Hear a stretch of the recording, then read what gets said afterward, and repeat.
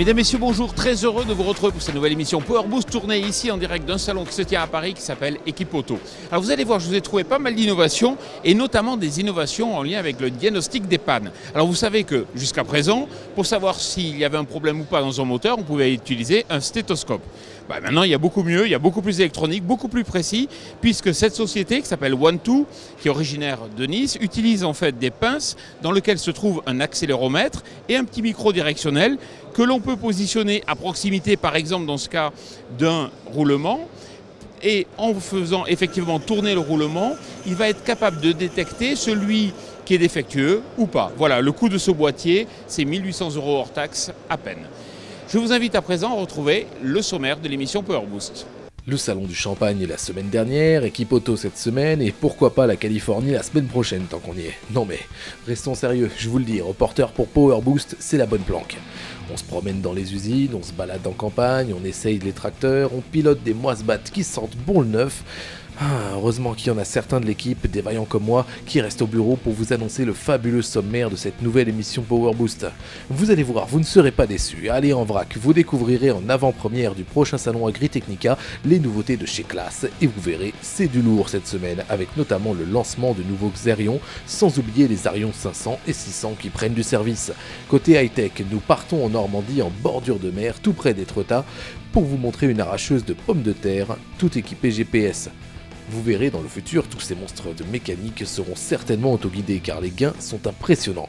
À découvrir aussi l'équipement Heliosec de Syngenta qui permet de gérer efficacement les fonds de cuve de pulvée, et regardez aussi le sujet sur ce vernis pour vitres révolutionnaire qui évite la surchauffe en cabine même en absence de clim. Côté futur, nous avons un gros plan sur la concession auto de demain qui détecte automatiquement l'usure de vos pneus. Enfin, un bon plan si vous avez envie d'investir dans une start-up qui propose des robots en agriculture, sans oublier bien sûr un teaser sur Tractor of the Year 2014, car le gagnant sera connu dans moins d'un mois. Bon, assez parlé, top départ pour cette 207e émission Power Boost. Yanmar a annoncé cette semaine qu'il avait acquis 6,26% du capital de Manitou. Cette prise de participation intervient alors que les deux groupes élargissent leur alliance stratégique avec notamment un accord de distribution croisé au Mexique et en Amérique du Sud.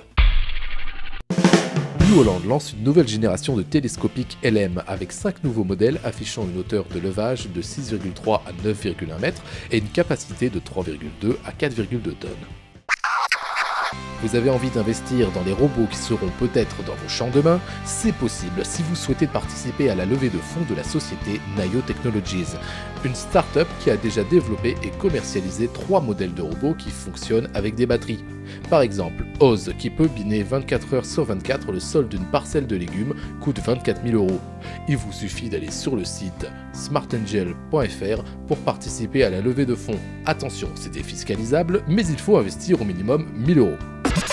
Alors qu'est-ce que vous allez trouver à la concession du futur? Eh bien, des systèmes qui sont capables automatiquement, quand vous allez avancer votre voiture sur le pont, de repérer grâce à cette petite caméra la plaque minéralogique et grâce à la base de données 3A de pouvoir télécharger instantanément toutes les caractéristiques techniques de votre véhicule. Et puis même mieux, lorsque vous allez avancer sur le pont, vous allez voir qu'il y a un petit système de laser qui va mesurer automatiquement l'état d'usure de vos pneus et effectivement vous envoyer éventuellement un SMS pour vous rappeler qu'il est bien de les changer. Et est-ce que c'est adaptable dans toutes les concessions? Bien sûr, dans toutes les concessions. Et à quel prix? 24 000 €. Voilà. Et puis c'est proposé par Fogg Automotive. À présent, en avant-première, vous allez pouvoir découvrir les innovations du stand Claas lors du prochain salon Agritechnica.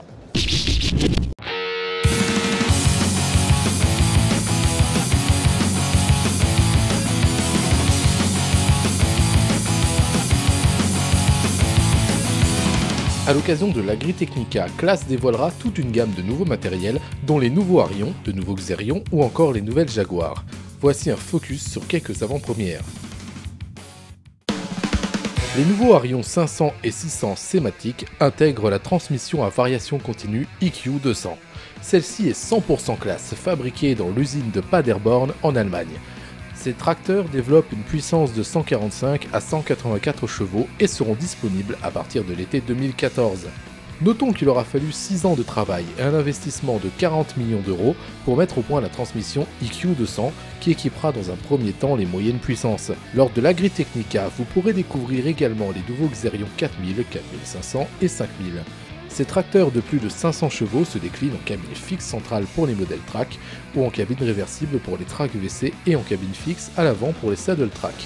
A la différence des gammes précédentes, les nouveaux Xerion sont désormais animés par un moteur 6 cylindres Mercedes-Benz Common Rail adoptant le SCR, plus particulièrement adapté pour les travaux de traction.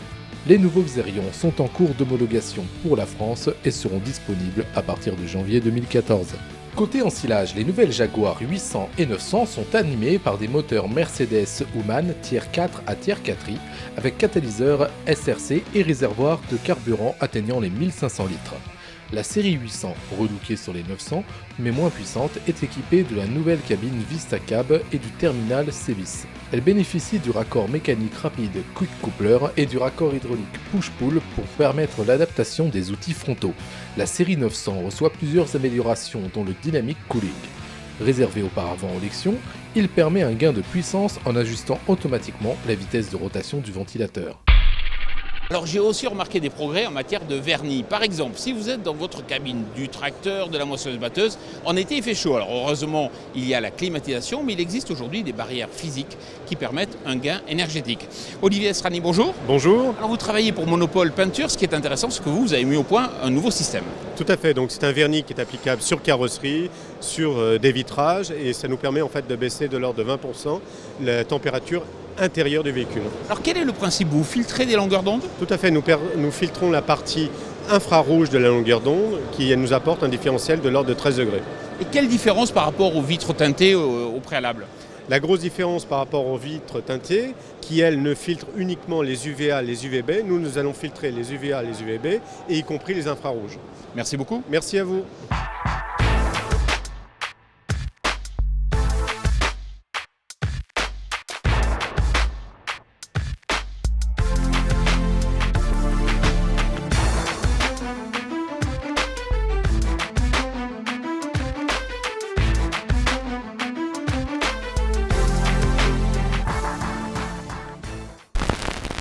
En matière de diagnostic, il y a aussi des progrès et notamment cela se démocratise grâce à la prise OBD et grâce à ce boîtier qui vous permet automatiquement de pouvoir détecter 4000 codes de panne. Et en plus, il est possible, grâce à un petit boîtier que vous installerez directement sur cette prise OBD, de pouvoir transférer sur votre téléphone portable les codes et vous pourrez directement échanger avec votre concessionnaire pour savoir si vous pouvez ou non continuer de rouler avec cette panne.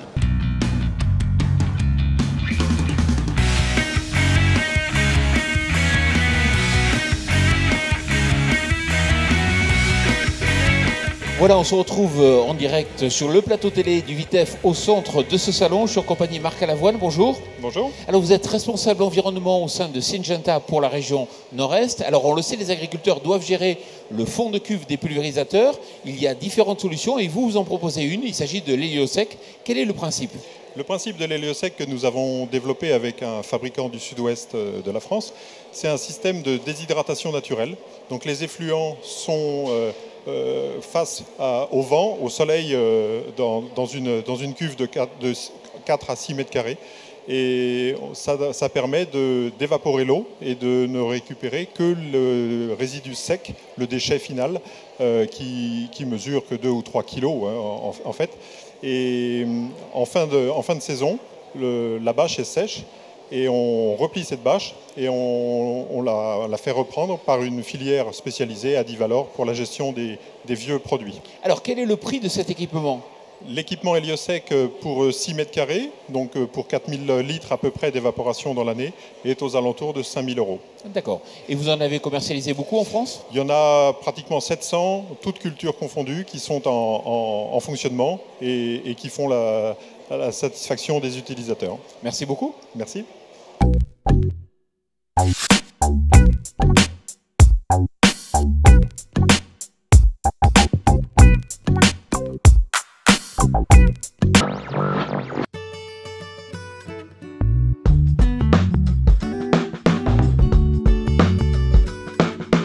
Donc je suis agriculteur, j'exploite 160 hectares de pommes de terre de consommation. Je suis parti sur le GPS avec correction RTK parce que je suis passionné par la pomme de terre, j'aime bien le travail bien fait et j'ai surtout une approche économique de la pomme de terre où en calculant bien mes écarts de plantation, je me suis aperçu qu'en 5 ans, je revenais sur mon investissement.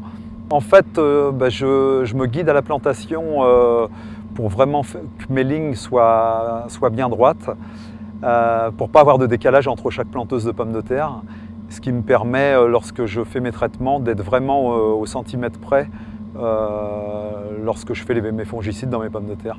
Je considère que je fais 5% d'économie sur ma surface traitée. Le fait d'être guidé en RTK. Ça signifie des économies de gasoil, des économies de temps, une facilité de travail. On peut se permettre de faire des journées plus longues parce qu'on est plus reposé, de bien s'appliquer sur le travail de l'outil parce qu'on n'a pas à s'occuper du volant. Quelques années après avoir monté le guidage à la plantation, j'ai décidé de le monter sur l'arracheuse de pommes de terre parce que je me suis aperçu qu'un petit coup de volant, une fois toutes les heures, me coupait 150 kg à 200 kg de pommes de terre par jour. Et je trouvais ça dommage alors que j'avais l'équipement de ne pas l'installer sur l'arracheuse. J'étais déjà équipé d'un EasySteer et d'une console FMX 1000 qui ne me servait pas à cette période-là de l'année, donc j'ai décidé de la monter sur l'arracheuse de pommes de terre.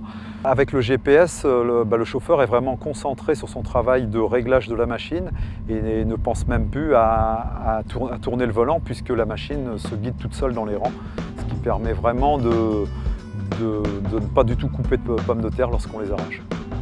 Moi, je considère que sur la pomme de terre, avec la surface que je fais, en 5 ans, je rentabilise mon investissement.